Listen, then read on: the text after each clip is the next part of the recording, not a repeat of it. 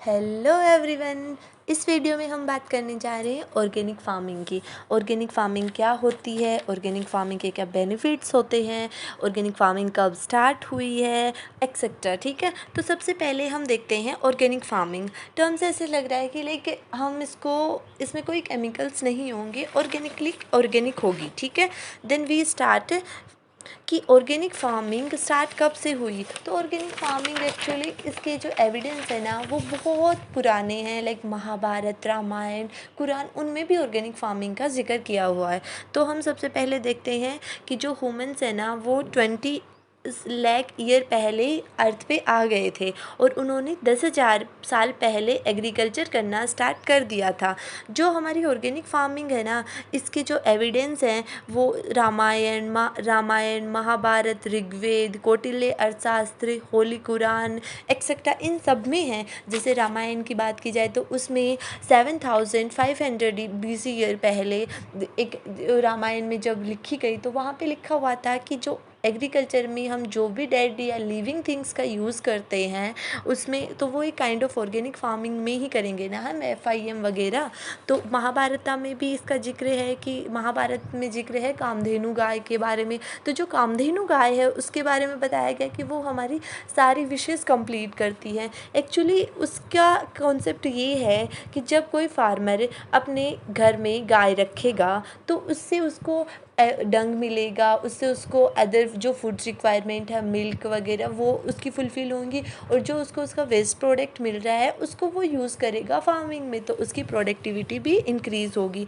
ऋग्वेद में भी organic manure और ग्रीन मैन्योरिंग का जिक्र किया गया है। तो हम देखते हैं हम ग्रीन मैन्योरिंग क्या होती है। ग्रीन मैन्योरिंग में क्या होता है कि हमारी लैंड है वहाँ पे हमने प्लांट्स लगाए हैं जो ग्रीन मैन्योरिंग क्रॉप्स होती हैं वो, और उसको वहीं पे डिस्ट्रॉय कर दिया, उसको कट डाउन करके वहीं पे फील्ड में ही छोड़ दिया, जिसकी वजह से सॉइल का मॉइस्चर मेंटेन रहता है और उसकी फर्टिलिटी भी इंक्रीज़ होती है। जो ऑर्गेनिक मैन्योर है वो भी सॉइल की फर्टिलिटी को इम्प्रूव करते हैं और उसमें एड ऑन करते हैं माइक्रोब्स को। कौटिल्य शास्त्र में भी इसका जिक्र है, जैसे ऑयल केक वगैरह जो भी वेस्ट प्रोडक्ट होते हैं इसके एग्रीकल्चर के जो वेस्ट प्रोडक्ट हैं, ठीक है, उन सब का जिक्र है। कुरान में भी हमारी ऑर्गेनिक फार्मिंग का जिक्र है। Then we study about a word that is Kunapa. तो कुनप्पा क्या होता है, ये एक संस्कृत वर्ड है जिसका मतलब होता है कि मिक्सचर ऑफ एनिमल एक्सक्रीटा। जो एनिमल है उसका जो भी एक्सक्रीटा होता है डिफरेंट टाइप के एनिमल्स का, जैसे काऊ का हो गया, शिप का हो गया, गोट का हो गया, उन सब का जो एक्सक्रीटा होता है उससे एक अलग सी स्मेल आती है और उसका जो मिक्सचर होता है उसको कुनप्पा बोलते हैं। जो ancient farmer for soil treatment use animal excreta. जो एंशियंट फार्मिंग कर रहे हैं ट्रेडिशनल फार्मर्स थे वो सॉइल सीड ट्रीटमेंट के लिए या सॉइल ट्रीटमेंट के लिए वो फंजीसाइड या स्प्रे नहीं करते थे, क्योंकि उस टाइम पर फर्टिलाइज़र वगैरह नहीं आए थे, ना ही केमिकल्स थे। तो वो इसके लिए एनिमल एक्सक्रीटा यूज़ करते थे, लाइक जीवामृत एंड FIM वगैरह, तो उनसे वो सॉइल ट्रीटमेंट करते थे।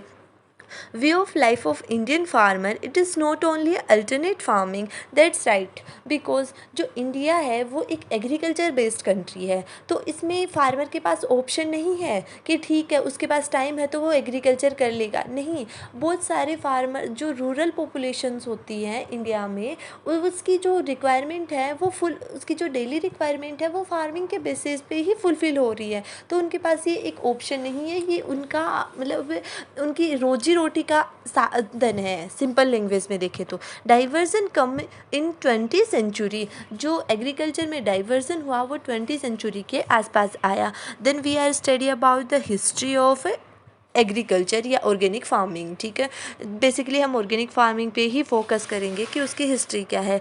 तो 1905 से 1924 में क्या हुआ कि जो एक साइंटिस्ट थे जिन्होंने बंगाल में वर्क किया था, सर अल्बर्ट होवर्ड, इनको father of modern organic agriculture भी कहा जाता है। सर अल्बर्ट होवर्ड हैं, उनको फादर ऑफ मॉडर्न एग्रीकल्चर कहा जाएगा, मॉडर्न ऑर्गेनिक कहा जाता है। और ये इन्होंने अपना जो इनका एक इंस्टीट्यूट था वो बंगाल में था, पूसा बंगाल में, वहाँ पे इन्होंने वर्क किया। देन 1909 में F.H. किंग, जो कि एक अमेरिकन एग्रोनॉमिस्ट थे, उन्होंने जर्नल फार्मिंग प्रैक्टिसेस पर एक बुक पब्लिश की थी और परमानेंट एग्रीकल्चर के बारे में जिक्र किया 1909 में। नेक्स्ट भी हम देखते हैं इसकी हिस्ट्री में कि 1924 में एक साइंटिस्ट थे रुडोल्फ स्टेनर। रुडोल्फ स्टेनर को फादर ऑफ बायोडायनेमिक्स भी कहा जाता है। अब हमारे सामने एक नई टर्म आ रही है, व्हाट इज़ बायोडायनेमिक्स। तो बायोडायनेमिक्स जैसे इसमें डायनेमिक्स लाइक इसमें बहुत सारी चीज़ों का यूज़ हो रहा है, और बायोडायनेमिक्स कहीं ना कहीं बायोडाइवर्सिटी, ठीक है, तो इसमें जो कॉस्मिक एनर्जीज होती हैं उनका यूज़ हो रहा है। सनलाइट से जो एनर्जी आ रही है, जो स्पिरिचुअल एनर्जीज होती हैं, उनके बेसिस पे ये फार्मिंग दी गई है। इसमें spiritual foundation for the renewal of agriculture and lead the biodynamics. Okay, biodynamics वही है कि use of cosmic energies, different type की जो रेज होती है, एनर्जी होती है, उनसे रिलेटेड ये फार्मिंग दी गई है, और कहीं ना कहीं ये स्पिरिचुअल है। 1939 में लॉर्ड नॉर्थ ब्यूरोन, जिन्होंने ऑर्गेनिक फार्मिंग वर्ड दिया। अभी तक हमने ये नहीं देखा कि ऑर्गेनिक फार्मिंग वर्ड आया कब, तो ये 1939 में आया।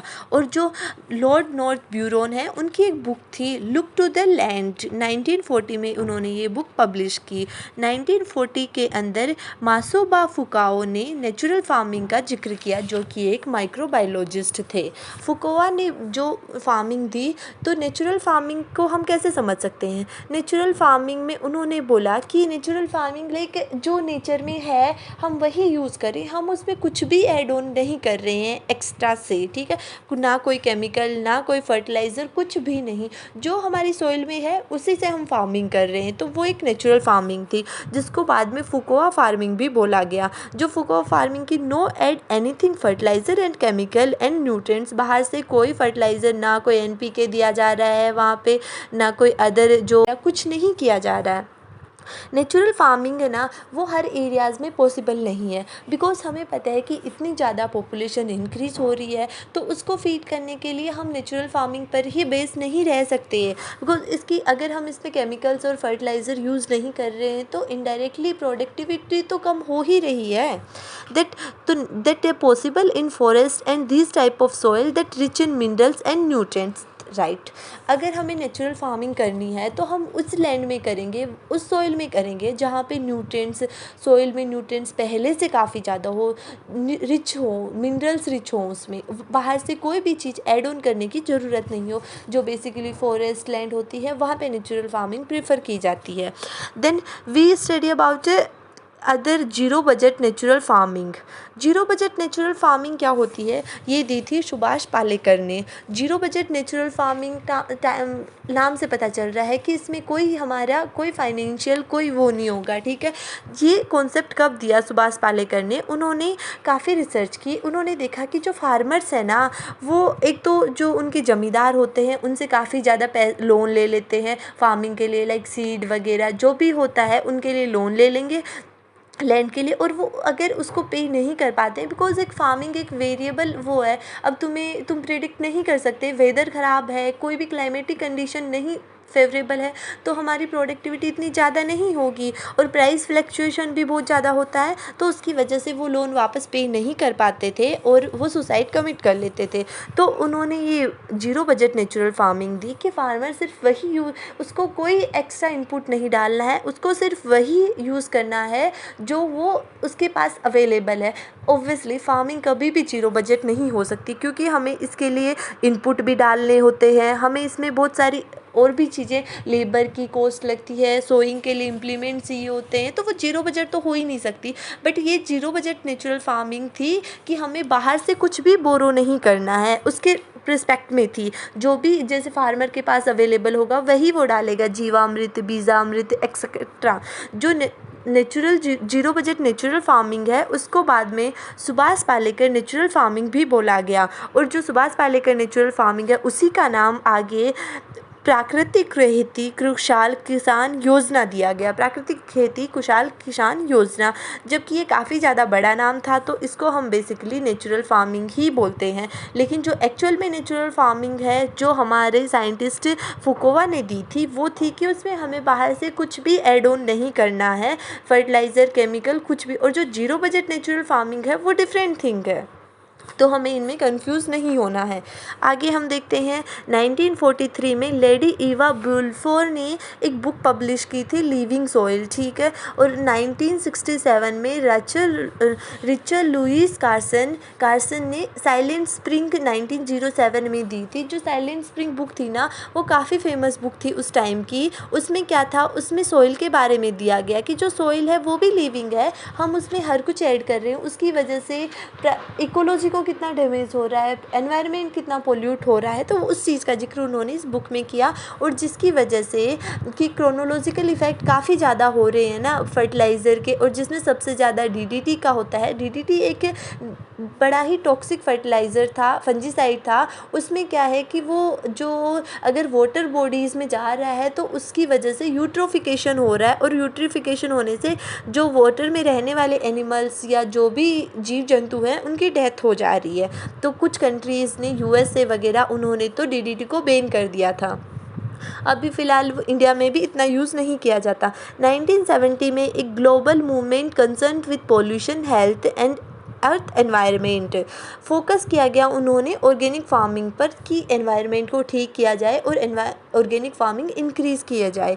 देन हम देखते हैं एक एग्जांपल है, जैसे कि नॉर्मल कि ऑर्गेनिक फार्मिंग का जो प्रोडक्ट होता है वो मोस्टली कौन कंज्यूम करेगा। अगर हम ठीक है बोल रहे हैं ऑर्गेनिक फार्मिंग को प्रमोट किया, लेकिन उसका प्रोडक्ट यूज़ कौन कर रहा है, तो मिडिल क्लास के जो पर्सन होते हैं ना, वो सबसे ज़्यादा यूज़ कर रहे हैं। बिकॉज जो हायर क्लास है, वो उसको इतना टाइम है नहीं कि उसको वो अपने खाने के लिए इतना पोजीशन रहे, ठीक है। जो लोअर क्लास वाले जो पर्सन होते हैं, उनके पास इतने पैसे हैं नहीं, वो सिर्फ ये है कि उनको खाना मिल जाए। बट जो हम मिडिल क्लास के लोग होते हैं, उनमें क्या होता है कि वो हर चीज़ के लिए काफ़ी अवेयर है। उनको क्या खाना है, क्या पहनना है, कैसा घर होना चाहिए, हर चीज़ के लिए वो काफ़ी ज़्यादा सेंसिटिव हैं, ठीक है, और अवेयर है। 1972 में क्या किया, IFOAM international federation of organic agriculture movements, इसने दिया कि जो exchange of principle practices of organic farming, इसका गोल था कि जो ऑर्गेनिक फार्मिंग की प्रैक्टिसेस हैं उनको एक्सचेंज किया जाए और उसको प्रमोट किया जाए। 1989 में Soviet union cause loss of economic support, और उन्होंने एक टर्म दी ऑर्गेनोफोनिक्स। ऑर्गेनोफोनिक्स लाइक हम सिर्फ ऑर्गेनिक यूज़ करेंगे, बाकी कुछ भी यूज़ नहीं करेंगे। 1999 में क्या, European union provide a legal framework for agriculture organic destination, ठीक है। इन्होंने बताया कि 1991 में यूरोपियन जो यूनियन है, उन्होंने एक लीगल फ्रेमवर्क दिया, उन्होंने एक स्ट्रक्चर दिया, उन्होंने एक प्रॉपर मेथड दिया कि हमें ऑर्गेनिक फार्मिंग कैसे करनी चाहिए। बिकॉज इससे पहले भी ऑर्गेनिक फार्मिंग यूज़ हो रही थी, बट उसका एक प्रॉपर उसका मेथड नहीं था, वो एक साइंटिफिक तरीके से यूज़ नहीं हो रही थी। 2004 में India network project of organic farming ICR ने दिया, ठीक है। उन्होंने एक प्रोजेक्ट फॉर्म किया, network project on organic farming, और उसको ऑर्गेनिक फार्मिंग को प्रमोट किया। इनिशियली जब ऑर्गेनिक फार्मिंग स्टार्ट हो रही थी, तो उस टाइम ICR इस चीज़ को प्रमोट नहीं कर रहा था, वो बिल्कुल इसके अगेंस्ट था। ICR का मानना था कि ऑर्गेनिक फार्मिंग से हम पॉपुलेशन को फीड नहीं कर सकते, बट जैसे जैसे अदर कंट्रीज़ में इसका डेवलपमेंट हुआ, ICR ने भी इसको फंड किया और इस पर काम करना स्टार्ट किया। आगे हम देखते हैं एक टर्म है homa farming. What is homa farming? Homa farming is related something to biodynamic farming, जो हमने ऊपर देखी थी। बायोडायनेमिक फार्मिंग भी कहीं ना कहीं स्पिरिचुअल कॉस्मिक एनर्जी से रिलेटेड थी ना, ये भी सेम वैसे ही है। इसमें भी यूज किए जाते एंशिएंट फार्मिंग है, जो कि homa therapy into every aspects of life and look Agnihotra to the west. एक साइंटिस्ट थे श्री वसंत प्रांजीपी, जिन्होंने 1921 से 208 तक उनका लाइफ साइकिल जो लाइफ स्पैन था, ठीक है, उन्होंने और होमो फार्मिंग के बारे में बताया। और ये बेसिकली पता है क्या फार्मिंग होती है कि जैसे हम इसको एक एग्जांपल से देखते हैं कि हम जैसे घर में हवन करवाते हैं, ठीक है। जो हवन होता है उससे क्या होता है, उससे वेरियस टाइप की जो एनर्जीज रिलीज़ होती हैं, जो एनर्जी रिलीज़ हो रही है वो हमारे एनवायरनमेंट को इफ़ेक्ट कर रही है ना। तो सेम वही है ये, अगर मतलब साइंटिफिकली हम इस चीज़ को एकदम ठीक नहीं बोल सकते और ना ही हम फार्मर को इस चीज़ के लिए रिकमेंडेशन दे सकते हैं कि आप होमो फार्मिंग करो। But I know it is useful, ठीक है, क्योंकि जो हवन करवाते हैं उससे बहुत सारी एनर्जीज रिलीज़ होंगी और वो जो प्रोडक्शन में हेल्प करती हैं।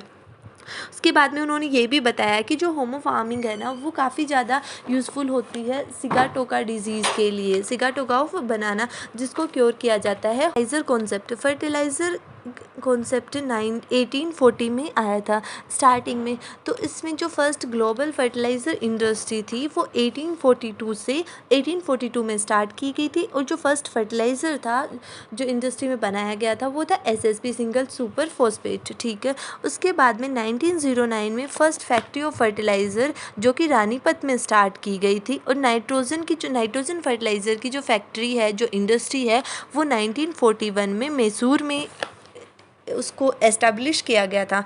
1947 में लार्ज स्केल पर नाइट्रोजन फर्टिलाइज़र और जो अदर फर्टिलाइज़र रेवोल्यूशन का कॉन्सेप्ट है कि जो ग्रीन रेवोल्यूशन है वो कब स्टार्ट हुआ था, इसका इंडिया में क्या स्टेटस है। तो जो ग्रीन रेवोल्यूशन है 1960 से 1999 में तक ये इसका जो टाइम पीरियड था वो था। ग्रीन रेवोल्यूशन की रिक्वायरमेंट क्यों पड़ी, क्यों ग्रीन रेवोल्यूशन स्टार्ट हुआ, बिकॉज जब पॉपुलेशन इंक्रीज़ हो रही है और प्रोडक्शन इतना ज़्यादा था नहीं, तो प्रोडक्टिविटी को बढ़ाने के लिए ग्रीन रेवोल्यूशन स्टार्ट किया गया। ये जो पीरियड था इसमें काफ़ी ज़्यादा हाइब्रिड वैरायटीज़ दी गई जिनसे प्रोडक्शन एक लिमिट तक इंक्रीज़ हुआ। Effect of soil environment rate increase much less depict more synthetic जो इनपुट्स हैं more area under high yield varieties, ठीक है। जो ग्रीन रेवोल्यूशन का पीरियड था उसमें हाई यील्डिंग वेराइटीज़ यूज़ की गई, जिनकी वजह से अगर हम हाइब्रिड सीड यूज़ करेंगे तो प्रोडक्टिविटी डेफिनेटली इंक्रीज़ हो ही रही है। 1950 से 1951 में जो फर्टिलाइज़र थे उनका यूज़ किया गया था 0.45 kg पर हेक्टेयर, जबकि अभी 2001 से 2002 तक ये बढ़ के 150 kg पर हेक्टेयर तक हो गया है।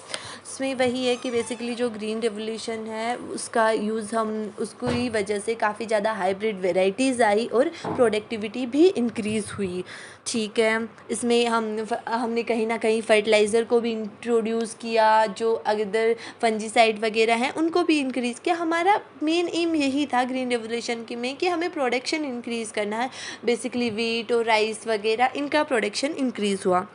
और हम आगे देखते हैं पेस्टिसाइड कंजम्पशन। जो पेस्टिसाइड का यूज़ मतलब पहले 1975 में 25,000 टन तक फर्टिलाइज़र कंज्यूम किए गए जा रहे थे, जबकि अब 2016 में ये बढ़कर 57,000 तक हो गए हैं। Crop loss due to the pest 5 crore, जो 50,000 करोड़ का जो लॉस होता है ना वो पेस्ट की वजह से हो जाता है क्रॉप में।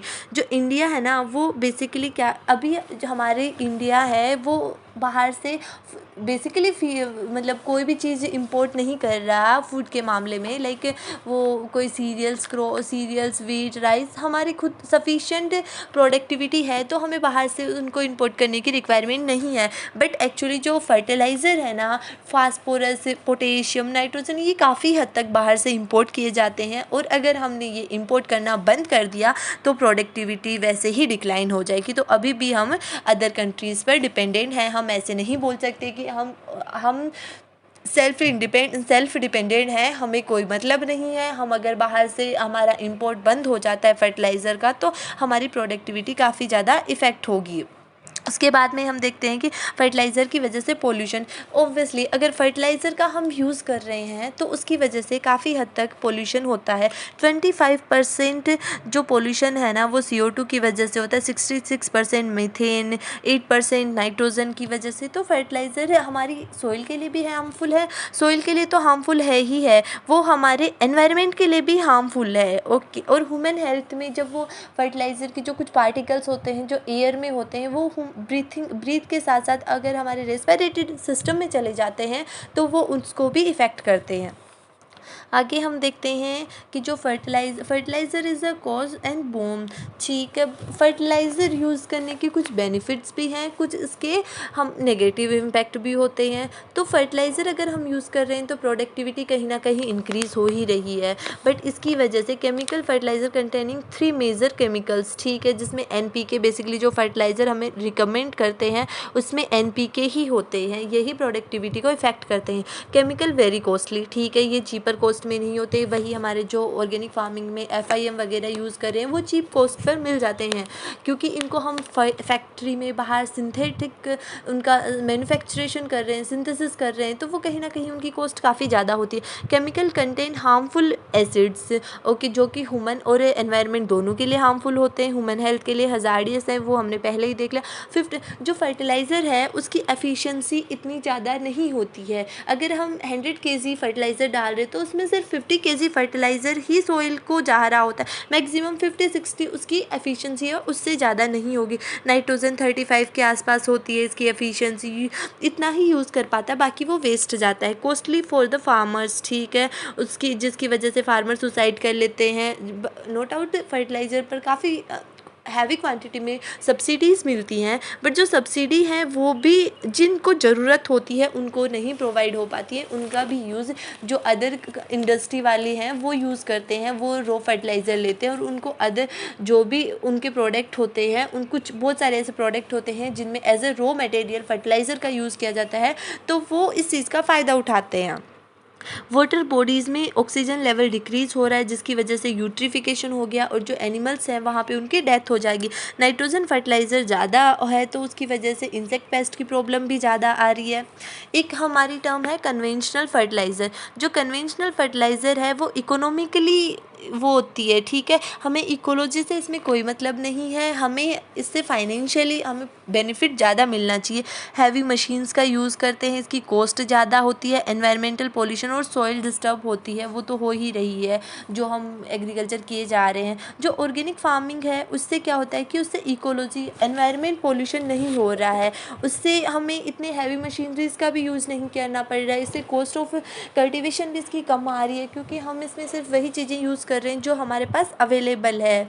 और जो एनवायरमेंट पॉल्यूशन की इसकी वजह से काफ़ी कम हो रहा है, बिकॉज जो FIM है, जो ऑर्गेनिक मैन्योर्स होते हैं वो एनवायरमेंट पे कोई नेगेटिव इम्पैक्ट नहीं डाल रहे होते हैं।